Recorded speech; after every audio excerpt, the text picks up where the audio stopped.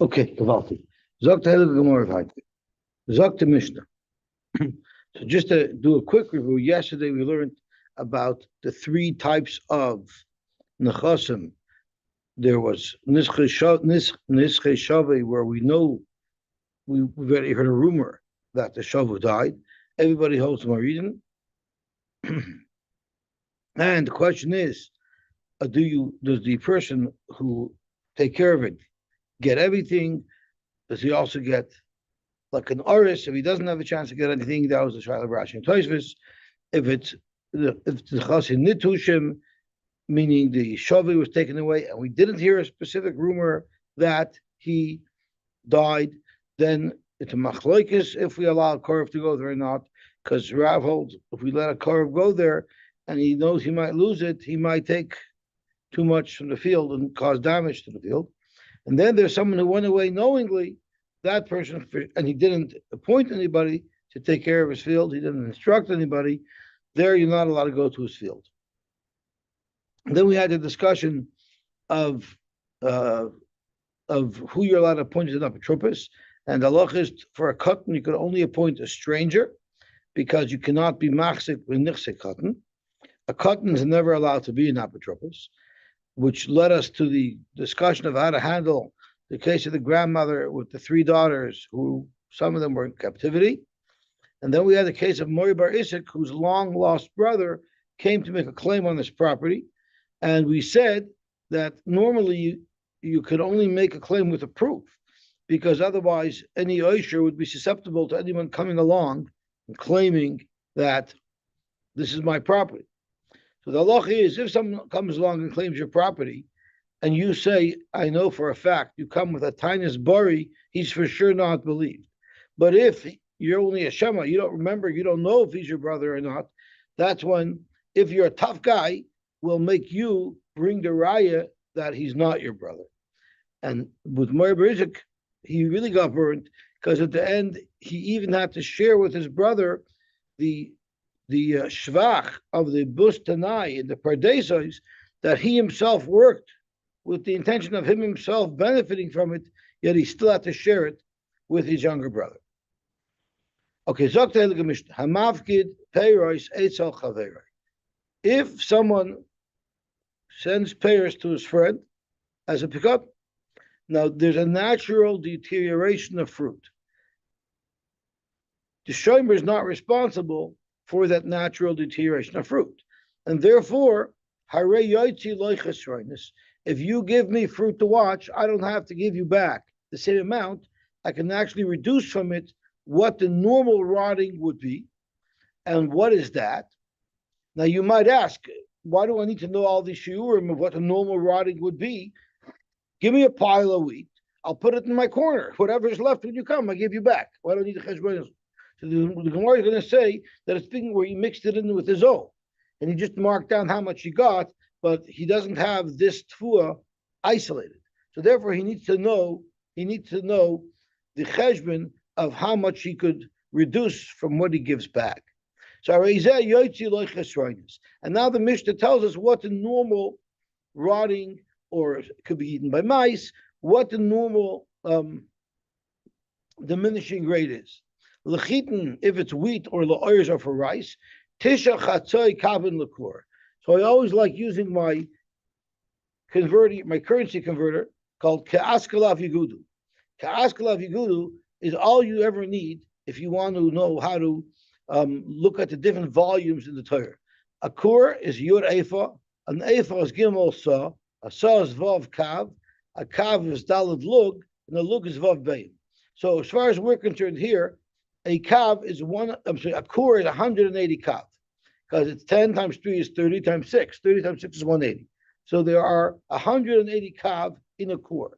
So based on that, the Mishnah tells us Tisha Chatzi Kav in the kur. So that's 4.5 Kav to a kur.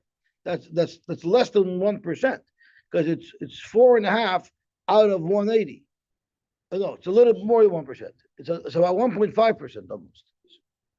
Tisha Chatzoi Kav Lakur. So it's about 4.5 kavin for a kur, so it's a little bit over 1%. L'soirin for barley or l'doichan. What is doichan? Millet? What does doicha mean? Who? Some type of grain. Tisha kap in the core. So that's already almost 10%. Lekusmin ulazera pishton shaloy soin liquor. They have a much lower diminishing rate. What do you see what kusmin is? Spelled, okay? Hakoy lefi hamida, hakoy lefi izman. It all depends on how much you have, because it's a proportional amount, and it all depends on how long it's there for. The longer it's there for, the more it will diminish.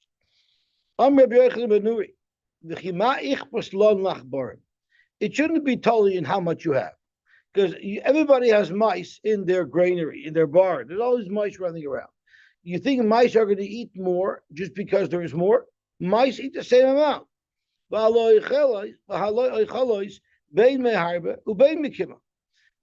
Rabbi Yochanan ben Nuri argues on the Tanakama, and he says, you only say that they'll eat a certain amount of a core. If there's multiple cores there, it doesn't matter. We don't say if the mice ate more. So there's actually a machloikis who might eat more or not. So look at Tosis, a very interesting Tosis. This almost sounds like a cartoon. The reasoning of the Rabbanon who disagree and say they do eat more is before Yushalmi. Hani Achbri, these mice rishininu, they're Rashoyim also. They're nasty mice. Why? Katchamyon Ibor, when they see food, loy mistayu da'achli, they don't just eat on their own. Ella, they put out a call. We have a party here. Come on. We have a big party. Ella karyon lechavreyon, da'achli imoy. They call all the mice from the region to say, we've got food here, come and join us. So there will be more eaters. And that's what the Gemara tells us over here. Amru Loi, the Rabbanan told Rabbi Yochanan ben Nuri, Harbe Oivdois man, Harbe Mispazros man, it's not just those that are eaten by mice. It gets lost, it gets spread out. Yeshloimer, maybe that's the Ledvar of the Rabbi Yochanan Comer. Even you who don't hold that mice get together to make a party, even if you don't hold like that, so the shaila is, do mice call their friends or not? If Yehuda says, if there's a lot more, it's a vast amount, you never get to deduct. You know why? Because they end up blowing up. So they actually grow. So even if you count what's eaten by mice, the size, the volume should still remain the same, because each kernel has inflated a little bit. Zok the head of Gemara. Oyres tuva chasa. Our Mishnah says it's tisha chatzoy kav in the core. Zok the Gemara, we know that rice diminishes a lot more than that. Amar Rabbi Bar Chana Rabbi Yochanan, the oyres kolav shanu. If it has its peel, so then sure it'll deteriorate more, because its peel will dry out and fall off, and it'll be diminished. So there'll be a lot greater volume loss. But our Mishnah is speaking where we already have the pure rice, it's already removed from its shell, and therefore it looks like Uncle Ben's rice already. So we don't see all that when we buy rice, and therefore its diminishing rate is much less, because we've already removed a big portion of what would disappear. Lekusvin l'zera pishtan gimel sa'in lekur. Rabbi Yochanan, Rabbi Chia, zera pishtan begevulin shanu. When we're talking about pishtan, it's begev. It's when they have their stocks, and that's why there's a larger loss, because the stalks and the shells and all the psoilus falls off. If you were talking with pure stuff, like we were talking about earlier with oyres, the diminishing rate would be much less. Tanya Namihachi, Lakuswin Ulazera Pishtan, it's big of island. Ula oyres, but when the Mishnah is talking about oyres, it's She'ene Kalav, Shalosh Soyin Lakur. Hakar Lefamida, Tana, Kain Lechol Kur Vakur, Kain Lechol Shana Vishana, that's what the Tanakama holds. We've given you a ratio of how much it will be diminished. That's per year, per kur. Amr Lechem Maduri, it's not per year per kur, it is per year, but it's not per kur. Even if you have more than that, the mice are only going to eat a certain amount. Tanya we learned. Amr lo Rabbi Yochanan. Harbe oiv yosh mehen. Harbe mispazvers mehen, which is what Tosfos quoted earlier. Tanya we learned. When do we say that you need to know the amounts of its diminishing? Is in Peroisa, where you have them mixed together with your payers. But if you put the fruit that you received as a pekadon in a private, specific locker that's dedicated to that mafkid, then you don't have to figure anything out. Whatever's left at the end is what you give him back. Why still do I need these special shiurim? So they're mixed with my inventory. Let me just look at how much, what percentage my inventory reduced by. And whatever percentage that is, we'll apply that reduction to the amount that we recorded that he received for the mafkid. Last of the day, we look at what the percentage rate of his fruit that were diminished, and let's just apply that same rate to the pairs that he has here that belong to the mafkid. Zok Gemara, it's speaking of mistabek man, because he doesn't even know how much he started with, because he's using the grain from this warehouse. So why don't we just figure out how much he used? Then we can still use the regular formula of whatever the whole pile diminished. That's what diminished of the mafkid as well. He kept on taking from it, but he wasn't marking off exactly how much he took. So therefore, he doesn't have a clear calculation to be able to use and apply the general diminishing rate of the whole batch to this particular batch here, and how to apply it to the nifkat, to the mafkid, and therefore he has to use this formula. That's why we have these formulas. If it was a mida maruba, then you don't have to discuss diminishing. You don't have a right to reduce how much you give back, because it would have blown up. What is this mida maruba? It's 10 kurin. It's 10 kurin. There's so much inflation that it would overcome any other losses. Tanya nam bihachi kama mida maruba asar kurin. So we need to stop a second, because I don't understand. If by 10 kurin it would blow up enough that it meets whatever it would be diminished, so why don't you say by 5 kurin it will as well? Because there's obviously less diminishing as well. So Tosfos touches on it. Mida Ruba Yud Kurin, time effect Tosfos. Well, then afilu base Kurin, a gimel Kurin, misnapchen lefi cheshbon achasroinus ha'ilalahem. By proportion, any amount of core that you have will inflate. So why don't you reduce the amount that you're allowed to diminish based on that? But yes, Leimer, that's true, Tosfos. All the Gemara means to say over here is to be Yud Kurin oilulahem hanipuach chisaron shel kur echad. And therefore, if you've already made up for the loss of one core, you won't have to. I'm sorry, it's one core. Why is one core significant? Because according to Rabbi Yochanan ben Nuri, you only have to calculate for one core. So according to Rabbi Yochanan ben Nuri, if you started with 10 kurin, there would be no chesronis. It's a wash. That's right. But Lamaisa, not according to Rabbi Yochanan ben Nuri, it's all based on the ratio. And if it's less than 10 kurin, even according to Rabbi Yochanan, it does reduce how much you could diminish from the ratio. We just picked that number 10 because then it lines up perfectly with Rabbi Yochanan ben Nuri's maxim. Zog to Gemara.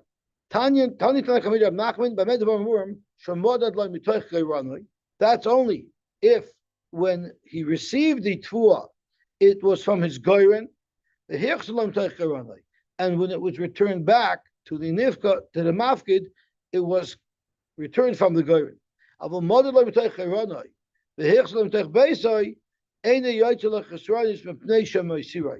It seems like the measurements, kalim, that were used in your house were much bigger than the measurement kalim that were used in the field. So since you're giving them back from your house, so you're using larger gallons, larger bushels. So therefore, you don't have a right to reduce. Let me see Rashi to make sure that I'm not mixing it up. No, I'm sorry, it's the opposite. Midas agarin So you say so it's the opposite. If he got in bigger amounts, he's giving back in lesser amounts. If he's giving back smaller bushels, so that already is what was diminished. So you don't have a right to diminish it more. So if you receive 10 bushels from the goyrin, which would have been larger bushels, and you're giving back smaller bushels, then you can't reduce it further because the fact that you gave it back in smaller bushels already has diminished the amount that you received. Amr lay. So Reb Nachman said, I don't understand. Are we speaking about idiots? The Yahavi B'Kaila Rabba, B'Shakli B'Kaila Zuta, but the Mafkid is going to give him big bushels and take back small bushels? No idiot would do that. Everybody wants to reclaim what he gave. Dilma, you know what it probably means? The Emois HaGarin Karmrit. This is what it means.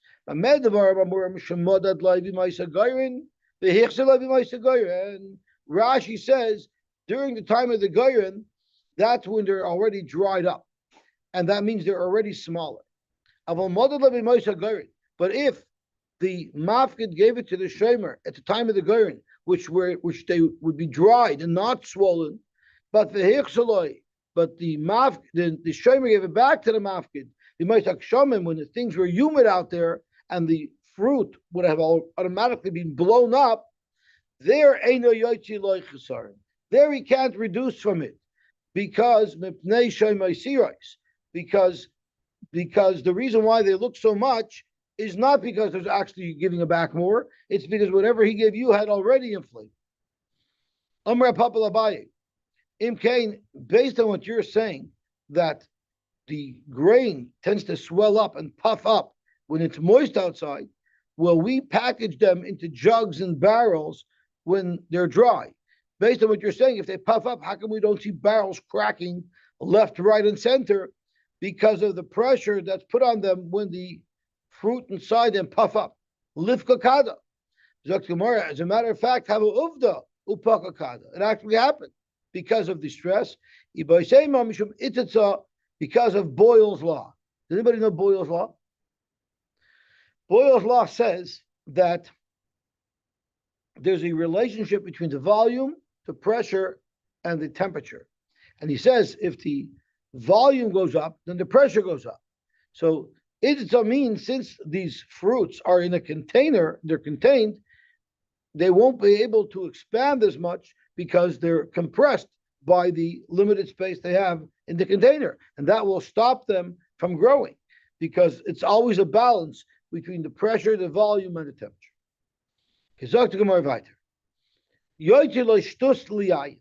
What happens if I'm watching wine for somebody and he didn't give it to me in jugs. He gave it to me raw and I'm storing it in my own jugs. I'm allowed to reduce the amount that he gives me by 1/6. Rabbi Yehuda 1/5, which is even more. I can reduce what I give back to you by 20%. Yosy loy shloisha lugin sheman lemea lug. Lemea. That one goes into the barrel. You get sucked into the barrel. That's right. You get absorbed. So that's what the Gemara discusses. So when it comes to oil, if you give me 100 lug, I only have to give you back 97. Where did the 3 lug disappear to? Lug umechza shemar. A lug and a half is going to be shemar, and the lug umechza bella would have been sucked in, absorbed into the walls of your container. Imaya shemen mezukit.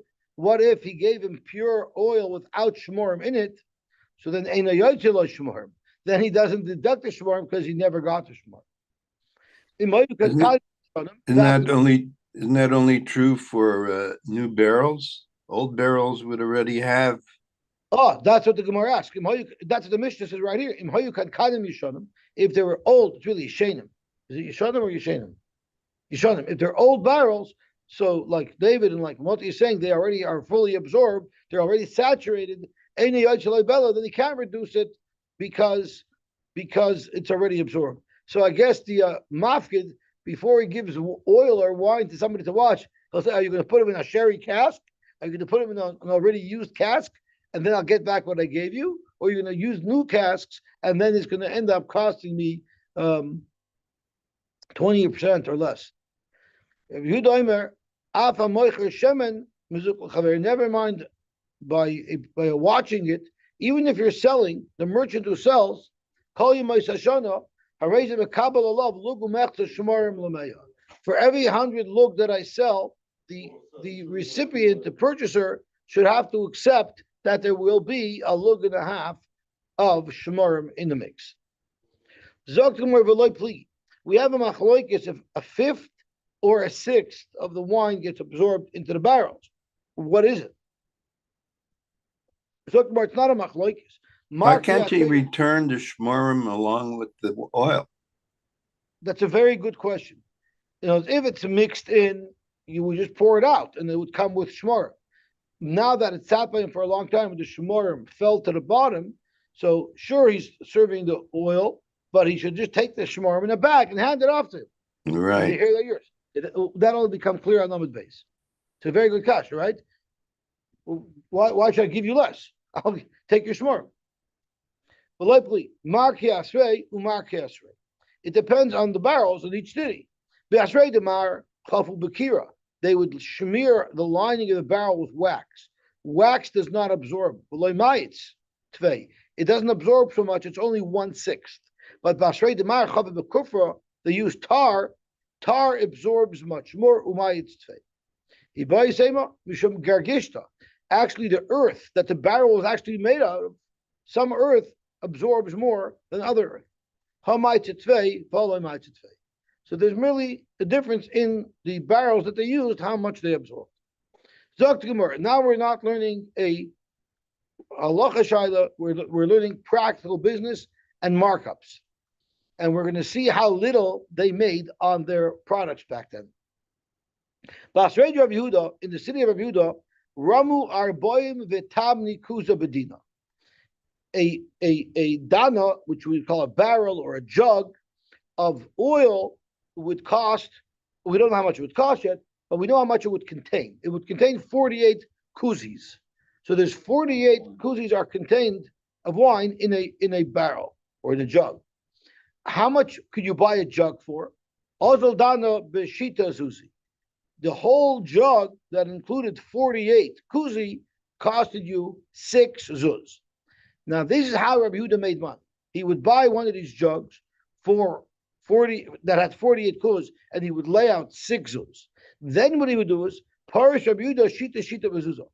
He would split up the wine that he purchased in little bundles or little amounts of 6 kuzi for a zuz. That means by the time he sold 36 kuzi, he's already paid for his whole purchase, right?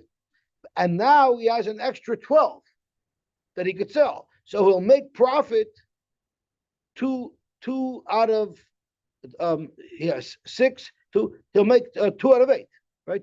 2/8 would be his profit margin, right? Or 25%. His profit margin would be 25%, right? Well, actually, it's a little bit less than 25% because you look at it as a proportion of his total revenue.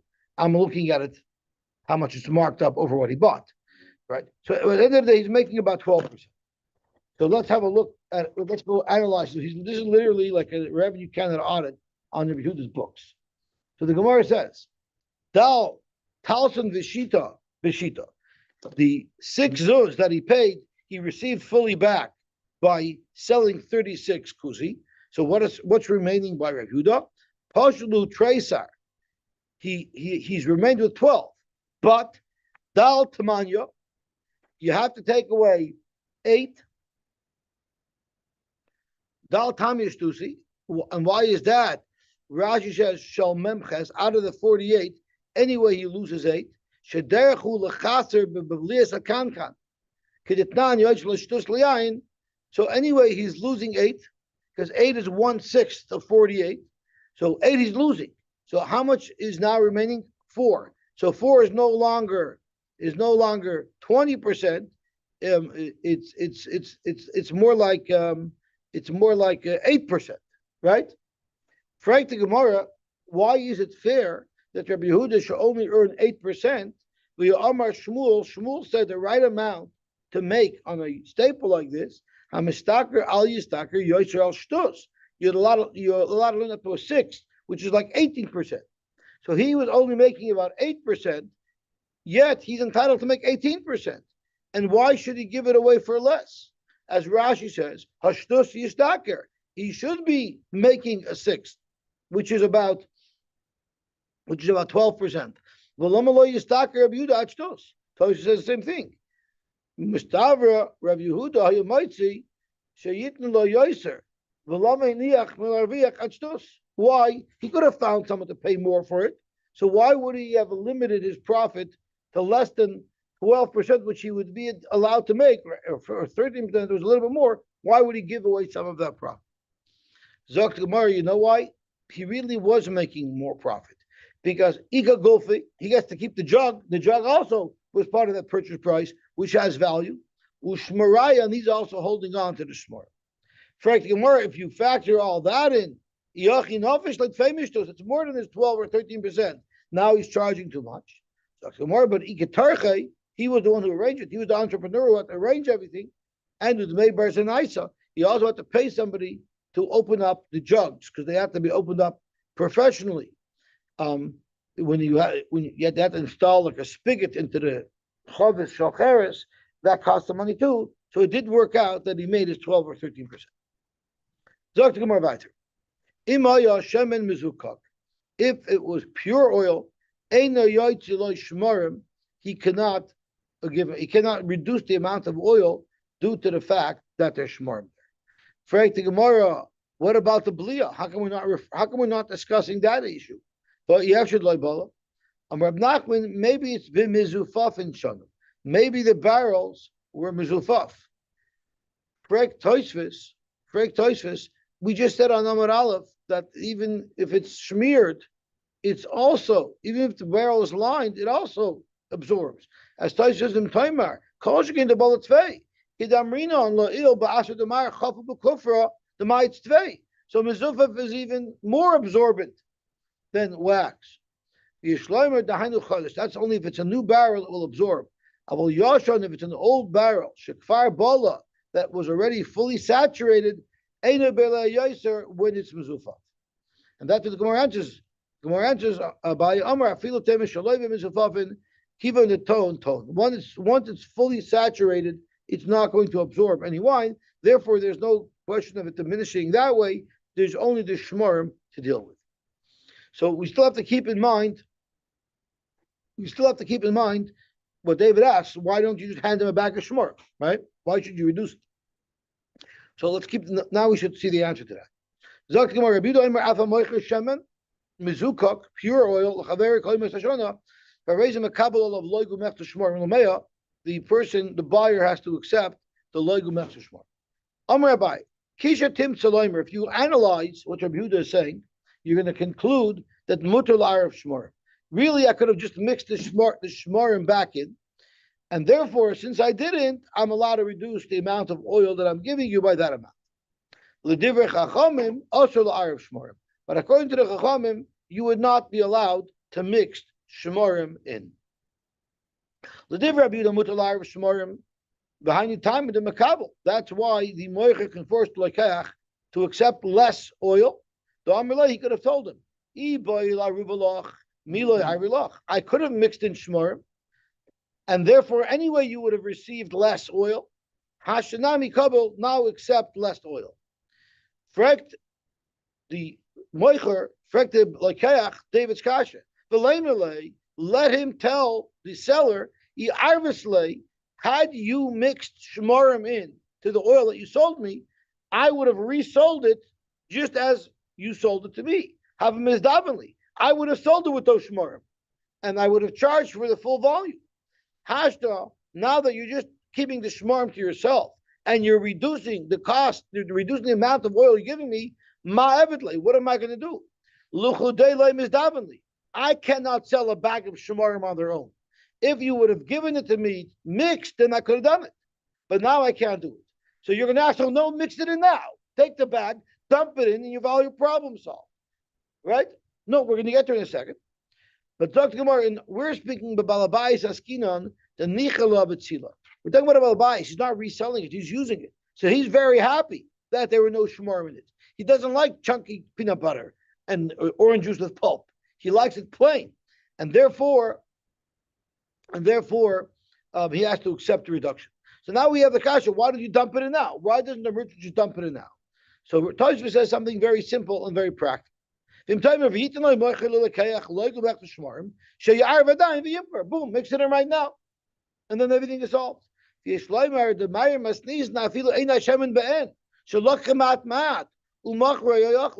speaking about a case where even the store who was reselling it didn't take the whole jug at once. Every day he took a little bit of oil. When he came for his last leg and a half of oil, he told them, sorry, no more oil left.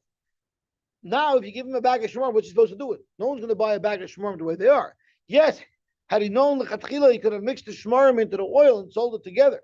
But now it's too late to do that. Fragt the Gemara of a leimelei, leti lekeach, tell the moicher, midaloi harvestly, yes, you had a right to mix in the shmarm, but you didn't. So that proves that achuli achlisly, you were moichel me. So I don't have to accept a reduction in the oil. Since you didn't mix in shmarm and you had a right to mix in shmarm, that shows that you're moichel. Can't go back on your word. Rabbi Yehuda holds, when someone gives extra, you never say that it's mechila. You always say that there was a reason for it. It's none. If I sell somebody a yoke that would be put on two oxen to help them plow, it does not include the bucker itself. Battery is not included. If he sold bucker, it doesn't include the yoke. Rabbi Yehuda Aimer, you always look at how much they paid. In other words, if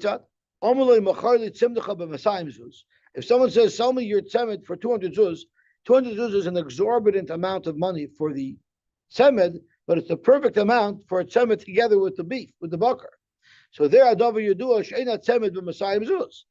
you look at the purchase price, and that will determine what he actually bought. And you don't say, I'm giving him a good deal, I'm giving him I'm paying him a fortune of money for a tzemed because I'm moichel the money. No, I'm not moichel. So from the purchase price, you always figure out what was included, and you never say one person is giving the other person a good deal. So therefore, since we're going according to Yehuda, don't say about I didn't shmor my moichel. I have full intention of reducing the amount of wine that he's going to, or oil that he's going to receive at the end. Why? Because you'll say people are moichel. Now, the divrei chachamim, it would be asur la'arav shmor. Behind the time of the loy mekabel, that's what the chacham hold, that the moicher cannot force the loikeach to accept a reduction of a lug and a half of oil. The amar lei, because the buyer will say, iboyis laruvi miyav shorilach. Even had you wanted to mix in the shmorim, you wouldn't have been able to. So therefore, I'm not going to accept from you that you're not going to give me the full amount of oil. Hashanami loy mekabelna. I'm not accepting that reduction. So there's your machlokes. Amalei Rapapal Abaye Adrab. Maybe look at it exactly the opposite way. Let's say the opposite. L'divrei chachamim mutalar of shmorim. According to the chachamim, it's mutalar of shmorim. Behind the time of the loy mekabel, and that's why in this case the lokeich will say I don't accept that reduction. The Amar Loi, he'll tell the seller, you couldn't mix shmorim. Midaloi, obviously, since you didn't mix in the shmorim, achula achlasli, you were Michael. And of course, according to the chachamim, that happens sometimes. People are Michael. Since you didn't mix it in as you were selling to me bit by bit, I'm not accepting it. The divrei Rabbi Yehuda also la'arav shmorim. Behind the time of the mekabel, so why can the moicher force the lakach to accept less oil? I couldn't have mixed in shmorim anyway. The amalei, because the moicher will tell the lakach, listen here. If I wanted to mix in the shmorim, I wouldn't have been allowed to. So therefore, kabula loy mekabelus. So you're not going to accept that I should be able to give you a little bit less oil? That means you're expecting me to sell something to you and make no money on it, because I can't sell it for more. Tosfos says the market was such that this is the maximum money that I can get. So what do you think? A normal person is going to buy and sell with minimal profit? Zavin v'zavin tagri. You think because someone shows off, I do 100 million in sales, but he's breaking even. That's not impressive. There's Haishish Konsoicher, besides the Bachar. So clearly you knew that this couldn't be possible. You knew that I would have to reduce the amount of oil that I'm giving you to maintain my profit margin. As Rashi says,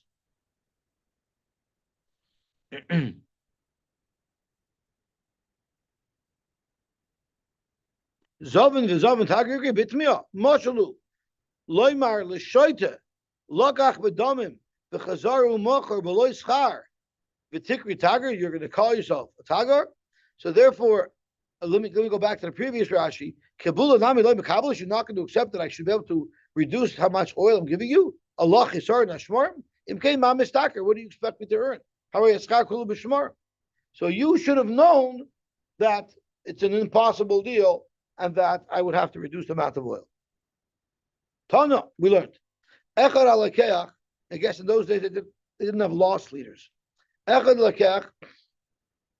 Echad amafkid lipkotim. As far as pkotim are concerned, they both have the same status. My lipkotim. What are pkotim? Rashi tells us, psoilis hagarinin hatovin al pnei hashemen. There's usually some small seeds that are floating at the top of the oil. Whatever halach is, there is lagabe alakeach, there would be lagabe mafkid. So what does that mean? If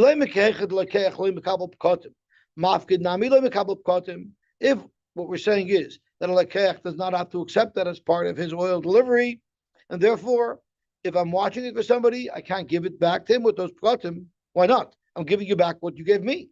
Why do I have to be busy with your pkatim? You gave it to me in this way with the seeds in there. So I'm going to give it back to you. Ella, what it means is, the mafkid mekabel pkatim, just like the mafkid has to accept the pkatim of his oil that he gave to the shomer, lakeach nami mekabel pkatim. Lakeach has to accept when he buys oil, it's going to have these seeds on top, which will reduce the amount of oil that he has. Are you actually suggesting that lakeach has to accept that when he buys oil? You know who has to keep the cloudy oil? And we're blaming the cloudy oil at this point on those seeds. It's always the moicher who has to absorb it. Why? Yes,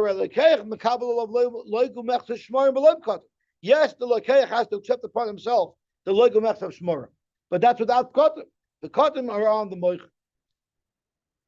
So this is the opposite of what we just said, that the moicher that the lakeach would have to accept it. So what kind of seeds are we talking about here? I guess there's olive seeds that are in the oil. Okay. Olives have the big pits. They don't have seeds. Oh, so I'm not sure what they are. There's some type of, Motti's calling it scum. Some type of soilus that's in there. I'm not sure exactly what it is. Look in a bottle of shaman. So you see off the bottom. So see the little pieces? Okay, it's little pieces. That's psilus. Right, so that's what we're talking about. Psilus settles at the bottom. They don't float on the top. I'm not sure. This is something that must float it up. I don't know. I don't even know what this is. I got to go back to Pioneer Village and get a closer look. I'm not sure what this is. So to Gemara, look, it all depends on if he paid a premium for the oil or not. If he paid a premium for the oil, then we'll assume he wanted it without those pieces. If he paid the lower price, then he's accepting it more in its rougher form. In Tishrei, you get a better deal. You prepay. And he's taking it in this when things are worth more. Kimita to Tishrei. But he takes based on the price in Tishrei. So if he's prepaying, he's getting a much better deal. Then he has to accept the cut. When he's paying the higher amount, there he's entitled to it being pure. I usually get a better deal if you buy early. What happens if you give a barrel to your friend to watch, but there was no specific place in your warehouse that was designated for this barrel? The tiltala and the shomer moved the barrel around. And it broke. If it broke while he was handling it, if he was handling it for his own good, meaning he was doing shlichus yad, chayiv, of course he'll be chayiv. Litzarcha, if he wasn't doing shlichus yad, he was handling the barrel because it needed to be moved for the barrel's benefit, then im mishanicha nishbra, If it broke only after he put it down, I'm sorry, potter, it'll be potter, even if it's in his hand still, because he's not doing it for himself, he's doing this for the barrel's benefit. But what if he already put it down in its new place and he's not handling it anymore? Then Bein Tzarcha will be potter.